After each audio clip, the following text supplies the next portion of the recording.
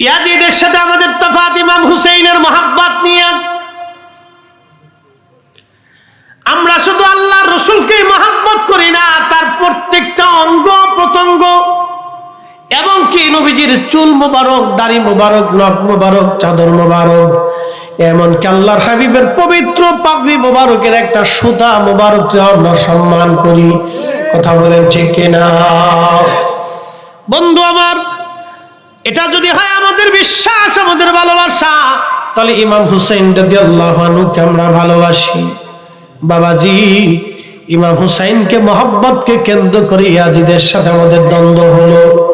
পুরা পৃথিবীর সব আলেমরা ইয়াজিদকে লানত দিল, লানাতুল্লাহি আলাইহি, তার উপরে আল্লাহর পক্ষ থেকে লানত আসবে। কিন্তু আমাদের অপোজিট একদল মুসলমান, তারাও কোরআন পড়ে, হাদিস পড়ে এবং বিদ্যা শিখে, তারা বলতেছে ইয়াজিদু রাহমাতুল্লাহি আলাইহি। জোরে বলা যাবে কি নাউজুবিল্লাহ? এখানে ঈমানের ব্যাপার, এখানে মহব্বতের ব্যাপার। কেউ যদি রাসূল ভালোবাসে, সে হুসাইনকে ভালোবাসবে। কেউ যদি বলে আমি আল্লাহ মানি, তাহলে হুসাইনকে মানতে হবে। ইয়াজিদের সাথে আমাদের দ্বন্দ্ব হলো একখানে, সেখানটা সে ইমাম হুসাইনকে দুশমনি করলো, কষ্ট দিল, হত্যা করলো, শহীদ করলো, তার পরিবারকে লাঞ্ছনা করলো, বঞ্চিত করলো। কিন্তু এই কথা শোনার পরে আমাদের অন্তরে বারবার ব্যথা করতে লাগলো। আল্লাহর কোরআন যাদের সম্পর্কে কোরআনে আমার আল্লাহ বলে দিলেন, ইন্নামা ইউরিদুল্লাহু লিইউযহিবা আনকুমুর রিজসা আহলাল বাইতি ওয়া ইউতাহহিরুকুম তাতহীরা। সাচ্চে মুসলমান ওরা, নামে মুসলমান, সাচ্চে মুসলমান ওরা, নামে মুসলমান। ইমানদারের ইমান নিয়ে করছে যারা খেলা, ওরাই তো আসলে ইয়াজিদেরই চেলা। ঠিক কিনা? দাড়ি টুপি পাগড়ি আছে দেখতে মাওলানা, ভিতরে নাই নবী প্রেম, ইয়াজিদে ভরা। আহলে বাইতে রাসূল ইমাম হুসাইনের পবিত্র মাথা মুবারক কেটে নিয়ে চলে যাওয়া হলো কুফার গভর্নর হাউসে। শুনে যাবে না, গভর্নর হাউস থেকে নিয়ে যাওয়া হলো কুফার সেন্ট্রাল মসজিদে।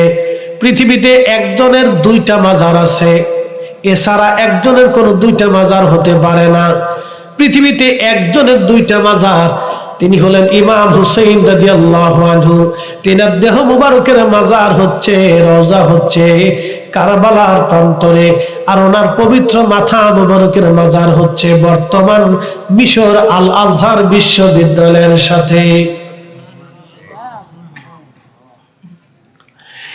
একজনের দুইটা মাজার, মাথা মুবারক কেটে নিয়ে যাওয়া হলো কুফার গভর্নর সেন্ট্রাল মসজিদের ভিতরে।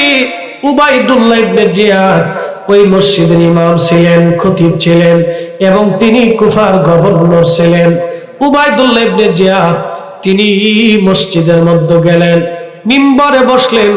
আহলে বাইতে রাসূলের পবিত্র মাথা মুবারক সে তার মিম্বরের নিচে, তার মাথা মুবারক তার পায়ের সামনে রেখে দিয়েছে। সেই দিন হাজার হাজার মুসলমান, কুফার হাজার হাজার মুসলমান সেই দিন ইমাম হুসাইন রাদিয়াল্লাহু আনহুর সামনে, উবাইদুল্লাহ ইবনে জিয়াদের সামনে, পবিত্র মাথা মুবারকের সামনে বসে আছে। তখন উবাইদুল্লাহ একটা ভাষণ দিয়ে বলেন, হে মুসলমানেরা, আমিরুল মুমিনিন ইয়াজিদের বিজয় আল্লাহ দিয়েছে, আর মিথ্যাবাদী হুসাইনের পরাজয় আল্লাহ দিয়েছে। একবার জোরে বলা যাবে কি নাউজুবিল্লাহ? ঠিক তখনই মসজিদের ভিতরে হাজার হাজার মুসলমান ছিল না, সবাই মুখ বুজে বসেছিল। কিন্তু মসজিদের কোণায় একজন আশিক রাসূল তিনি দাঁড়িয়ে গেলেন। তার নাম আব্দুল্লাহ ইবনে আফিফ, তার নাম ইবনে আফিফ। তিনি অন্ধ ছিলেন। মসজিদের কোণায় দাঁড়িয়ে ডাক দিয়ে বললেন, হে মারজানার ছেলে, হে মারজানার ছেলে,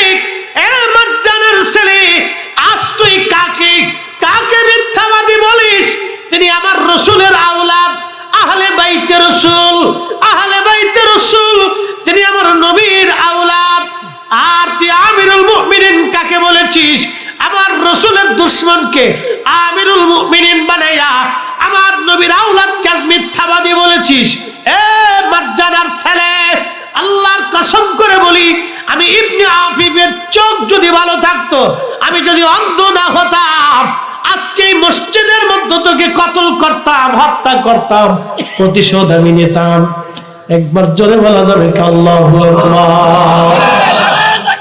আল্লাহু আকবার।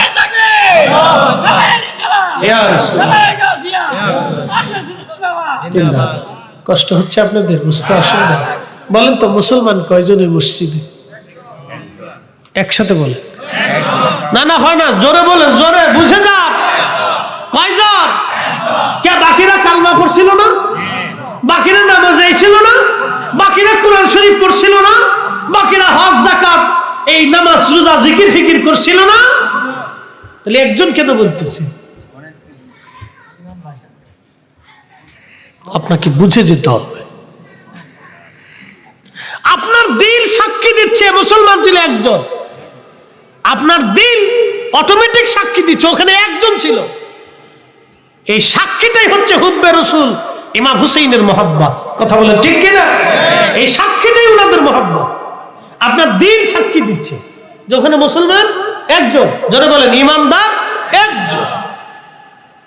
আহা, সেই দিন আহলে বাইতে রাসূলের পক্ষে কথা বলার জন্য ওনাকে মসজিদ থেকে বের করে এনে ওনাকে জবাই করা হয়েছিল। ইমাম জীবন দিয়েছিলেন কিন্তু ইমান দেন নাই। আমার পীর মুর্শিদ একটা কথা বলতেন, যার কারণে গত সৃজন রে দেখো, চন্দ্র সূর্য তারা শূন্য ভরে, আসে অচল নিশ চলে ধরা ধরে, নবী পদবিনে ভাব সবই মিশে।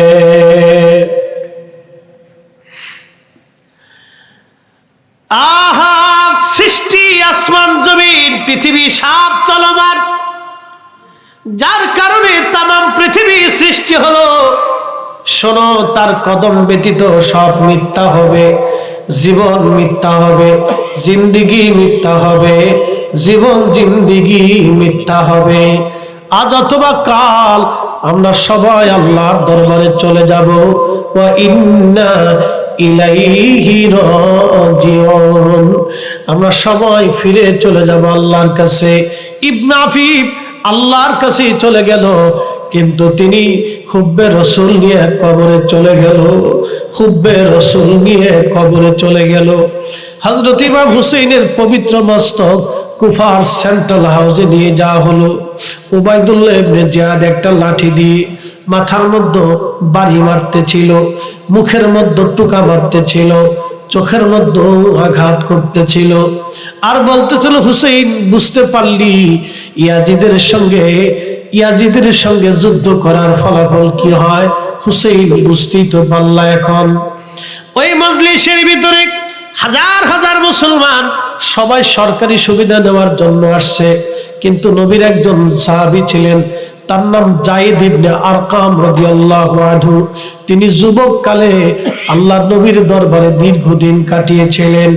যখন ইমাম হাসান হুসেইন দেখতে ছোট, খেলাধুলা করতেন, কোলে পিঠে করে নবী নিয়ে ঘুরে বেড়াইতেন, তখন যায়েদ ইবনে আরকাম যুবক ছিলেন। ইমাম হুসেইন যখন বয়স হয়ে গেল, তারা যখন শহীদ হলেন, তখন যায়েদ ইবনে আরকাম বৃদ্ধ হয়ে গেছেন। লাঠির উপরে ভর দিয়ে, বৃদ্ধতার কারণে লাঠির উপরে ভর দিয়ে ধীরে ধীরে এক নজর ইমাম হুসাইনকে দেখার জন্য আসছে। উনি ছোটকালে দেখেছিলেন রাসূল কোলে নিয়ে, পিঠে নিয়ে মদিনার অলিগলি দিয়ে আল্লাহর নবী হুসাইনকে নিয়ে ঘুরে বেড়াইতেন। যায়েদ ইবনে আরকাম লাঠির উপরে ভর দিয়ে আসছে। আসার পরে দেখে উবাইদুল্লাহ ইবনে জিয়াদ অপমান করতেছে। তখন যায়েদ ইবনে আরকাম চোখের পানি ছেড়ে দিয়ে গর্জন ছেড়ে বললেন, হে উবাইদুল্লাহ ইবনে জিয়াদ, তোমার লাঠি তুমি সরাও, আমি রাসূলের সাহাবী, আমি যায়েদ ইবনে আরকাম বলতেছি, আমি নবীর সাহাবী যায়েদ ইবনে আরকাম বলতেছি, হে উবাইদুল্লাহ, তোমার লাঠি সরাও, তুমি কোথায় লাঠির আঘাত করো জানো না? আমি রাসূলের সাহাবী যায়েদ ইবনে আরকাম বলতেছি, আমি বহুবার দেখেছি ওই মুখের মধ্যে আমার রাসূল চুমা লাগাইতো। আমি বহুবার দেখেছি ওই মাথা কোলের মধ্যে নিয়ে নবী ঘুরে বেড়াইতো। আমি বহুবার দেখেছি ওই কপালে রাসূল চুমা লাগাইতো। আমি যায়েদ ইবনে আরকাম দেখেছি যারা কান্না করলে রাসূল সহ্য করতে পারত না। উবাইদুল্লাহ, তোমার লাঠি সরাও, হত্যা করেছো, দেহ থেকে মাথা আলাদা করেছো, আবার এই মজলিসে অপমান করতেছো, তারপরও কি তোমার অন্তরের স্বাদ মিটে নাই? তখন উবাইদুল্লাহ ডাক দিছে, নবীর বৃদ্ধ সাহাবী, মজলিস থেকে তাড়াতাড়ি বের হয়ে যা, না হলে তোকেও হত্যা করে ফেলবো। যায়েদ ইবনে আরকাম ডাক দিয়ে বলতেছে, এ মারজানার ছেলে, আমি রাসূলের সাহাবী, একবার শহীদ কেন, 1000 বারও যদি জীবন যায়, 1000 বারও যদি আল্লাহ জীবন দেয়, 1000 বারও যদি আমি শহীদ হয়ে যাই, 1000 বার যদি আল্লাহ আমাকে জীবন দেয়, আবার আমি শহীদ হব, তারপরও আমি শাহাদাতকে বরণ করে নেব। একবার জোরে বলা যাবে আল্লাহু আকবার, আল্লাহু আকবার। ইয়া রাসূল, ইয়া রাসূল, এ রাসূল তোমায় ভালোবাসি, অন্তরে শুধু মুখে নয়, জান্নাতের আশায় নয় হে রাসূল, জাহান্নামকে ডরি না। তোমায় পাওয়ার আশায় মন ছুটে যায় মদিনায়, তোমায় পাওয়ার আশায় মন ছুটে যায় মদিনায়, এ আশিক দিদার দাও না, আর দূরে থাকিও না, এ আশিক দিদার দাও না, আর দূরে থাকিও না। হে রাসূল তোমায় ভালোবাসি, অন্তরে শুধু মুখে নয়, জান্নাতের আশায় নয় হে রাসূল, জাহান্নামকে ডরি না। আল্লাহুম্মা সাল্লি আলা মাওলানা মুহাম্মদ ওয়া আলা আলি সাইয়্যিদিনা।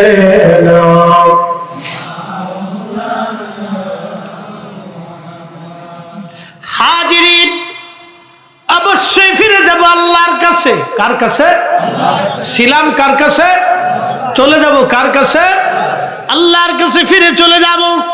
অবশ্যই অবশ্যই আল্লাহর কাছে ফিরে চলে যাব। যেহেতু যাওয়াই লাগবে, সেহেতু হুব্বে রাসূল নিয়ে যেতে হবে। কথা কোন ঠিক কিনা?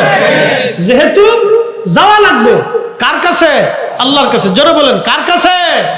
যেহেতু আল্লাহর কাছে যেতেই হবে, অতএব হুব্বে রাসূল নিয়ে যেতে হবে। কথা ঠিক কিনা? আল্লাহ বললেন, সুম্মা তুরাদ্দুনা ইলা আলিমিল গায়বি ওয়াশ শাহাদাত। তোমরা আমি আল্লাহর কাছে চলে আসবে, কিন্তু আসবে তো ও বান্দা, আমি আল্লাহ তোমাদের গোপনে গোপনে, প্রকাশ্য প্রকাশ্যে সব আমি আল্লাহ জানি। ফায়ুনাব্বিউকুম বিমা কুনতুম তা'মালুন। তোমরা দুনিয়াতে যাহা আমল করতে আমি আল্লাহ সব তোমাদেরকে সেই দিন দেখাবো। যেহেতু ফিরে যেতে হবে আল্লাহর কাছে, সেহেতু নিয়ে যেতে হবে হুব্বে রাসূল ঈমান। কথা বলেন ঠিক না বেঠে? হুব্বে রাসূল নিয়ে যাওয়া লাগবে। প্রিয় উপস্থিতি ভাই আমার, অবশ্যই চলে যাওয়া লাগবে। দাদা চলে গেল ফিরে আসে নাই, মা চলে গেল ফিরে আসে নাই। মনোযোগ দিবেন, চোখের সামনে থেকে বহু মানুষ চলে গেল, কেউ আর ফিরে আসলো না। এখন প্রশ্ন করি, জবাব দিবেন। যাকে নিয়ে যাওয়া হলো তাকেও দেখা গেল না। বলে আপনার ভিতরে যে আছে তাকে নিয়ে যাওয়া হবে, কেউ দেখবে না। কোন রাস্তা দিয়ে নেওয়া হলো রাস্তাও দেখা গেল না।